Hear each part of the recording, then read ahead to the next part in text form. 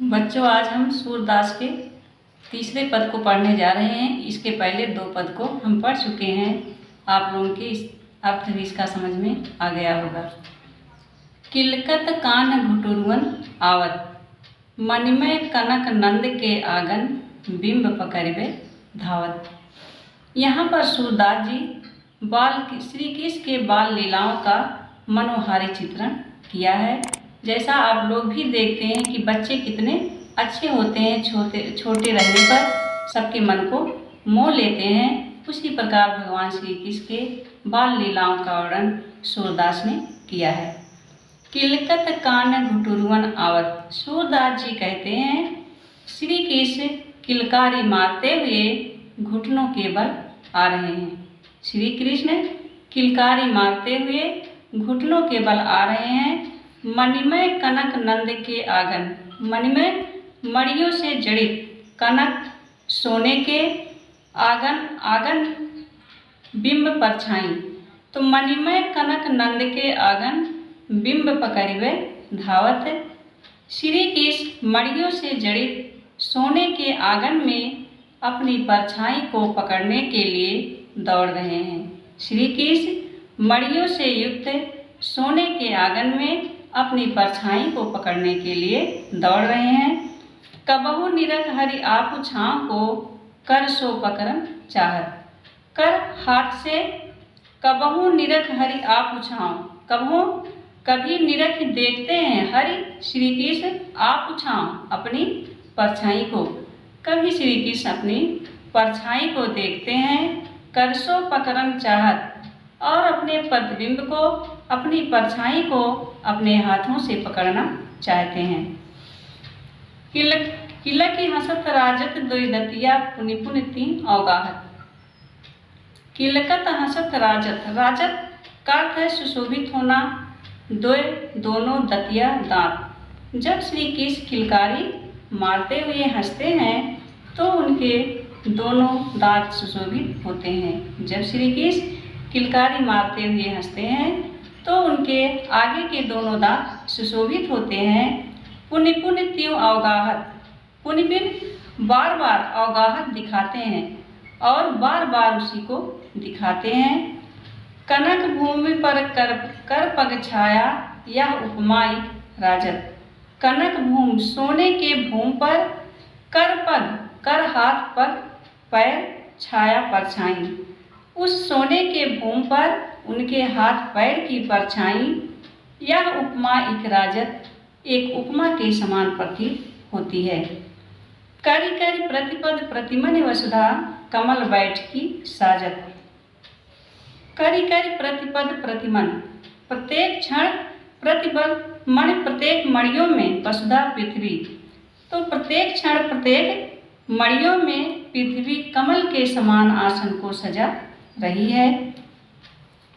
बाल दशा सुख निरख यशोदा, पुनि पुनि नंद बुलावत। माँ यशोदा अपने पुत्र के इस बाल सुख को निरख देखकर पुनि पुनि नंद बुलावत, बार बार नंद बाबा को बुलाती हैं। माँ यशोदा अपने पुत्र के इस बाल लीला को देखकर बार बार नंद बाबा को बुलाती हैं। अचरा तरलय ढांकी सूर्य के प्रभु को दूध पियावत। सूरदास जी कहते हैं कि माँ यशोदा अपने पुत्र को अपने आंचल के नीचे ढककर दूध को पिलाती हैं। माँ यशोदा अपने पुत्र को अपने आंचल के नीचे ढककर दूध पिलाती हैं। फिर एक बार हम देख लेते हैं यार। किलकत कान घुटुरवन आवत, सूरदास जी कहते हैं कि भगवान श्री कृष्ण किलकारी मारते हुए घुटनों के बल आ रहे हैं। मणियों से युक्त सोने के आंगन में अपनी परछाई पकड़ने के लिए दौड़ रहे हैं। कबहु निरख हरि आप छाँव को, कर सो पकड़न चाहत। कभी भगवान श्री कृष्ण अपनी परछाई को अपने हाथ से पकड़ना चाहते हैं। किलकत हंसत राजत दोई दतिया, पुनि पुनि त्यों अवगाहत। और जब वो किलकारी मारते हुए हंसते हैं तो उनके आगे के दोनों दांत सुशोभित होते हैं। पुनि पुनि त्यों अवगाहत, और भगवान श्री कृष्ण बार बार उसे दिखाते हैं। कनक भूमि पर करपग छाया यह उपमा एक राजत। उस सोने के भूमि पर उनके हाथ और पैर की छाया एक उपमा के समान सुशोभित होती है। करिकर प्रतिपद प्रतिमन वसुधा कमल बैठ की साजत। प्रत्येक क्षण प्रत्येक मड़ियों में पृथ्वी कमल के समान आसन सजा रही है। बाल दशा सुख निरख यशोदा पुनि पुनि नंद बुलावत। माँ यशोदा अपने पुत्र के इस बाल लीला को देखकर बार बार नंद बाबा को बुलाती हैं।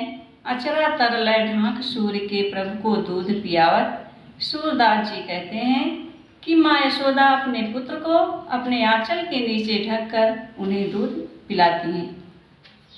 अगले पद की ओर बढ़ते हैं। हाँ बेटा, हम अगले पद को पढ़ा रहे हैं। मैं अपनी सब गाय चरई हूँ, प्रात होत बल के संग जई हूँ, तेरे कहे न रही हूँ। यहाँ पर भगवान श्री कृष्ण अपनी माँ यशोदा से गाय चराने के लिए हट करते हैं और अपनी माता से कहते हैं मैं अपनी सब गाय चरई हूँ। हे माता, मैं भी अपनी गायों को चराने जाऊँगा। प्रात होत बल के संग जय हूँ, तेरे कहे न रहे हूँ। प्रातः होते समय बल के संग बलराम भैया के संग मैं जाऊँगा, तेरे कहे न रहे हूँ। हे माँ, तुम्हारे कहने से मैं रुकूंगा नहीं। ग्वाल बाल गायन के भीतर नैकौ डर नहीं लागत। नैकौ का अर्थ है जरा भी, तनिक भी। ग्वाल बाल गायन के भीतर, भीतर का अर्थ है बीच। तो ग्वाल बाल और गायों के बीच मुझे तनिक भी डर नहीं लगता है। आज न सो नंद दुहाई रैन रहूंगे जागत।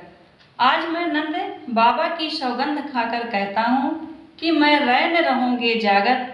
मैं सारी रात जागता रहूँगा। और ग्वाल सब गाय चराई हैं, मैं घर बैठे रहे हूँ। हे माँ, सभी ग्वाल बाल गायों को चराने जाते हैं, केवल मैं ही अकेला ऐसा हूँ जो घर में बैठा रहता हूँ। सूर्य श्याम तुम सोई रहो, अब प्रात जान मैं देहूँ। सूरदास जी कहते हैं कि माँ यशोदा अपने पुत्र को समझाती हैं कि हे पुत्र, आज तुम सो जाओ, प्रातः होते समय मैं गाय को चराने जाने दूंगी। फिर एक बार अर्थ देखते हैं कि मैं अपनी सब गाय चराई हूँ।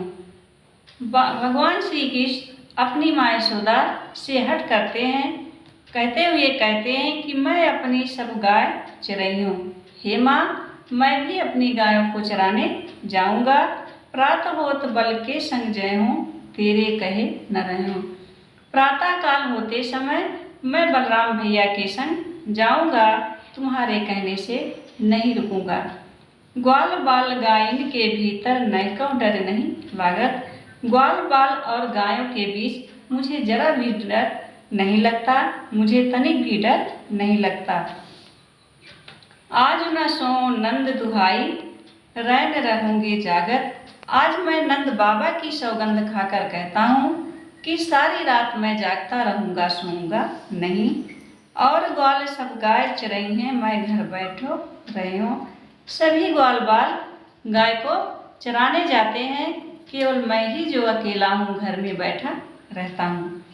सूर्य श्याम तुम सोई रहो, अब प्रात जान मैं देहूँ। सूरदास जी कहते हैं कि माँ यशोदा अपने पुत्र को समझाती हैं कि हे पुत्र, सो जाओ, प्रातः होते समय होने पर मैं तुझे गाय चराने जाने दूंगी। बेटा, यह अर्थ ये भी आ गया होगा आप लोगों के। अब पद नंबर हम 5 पढ़ते हैं।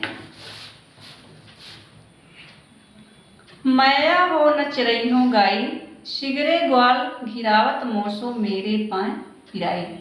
अभी अगले पद में अपने माँ से श्री कृष्ण गाय चराने की जिद कर रहे हैं।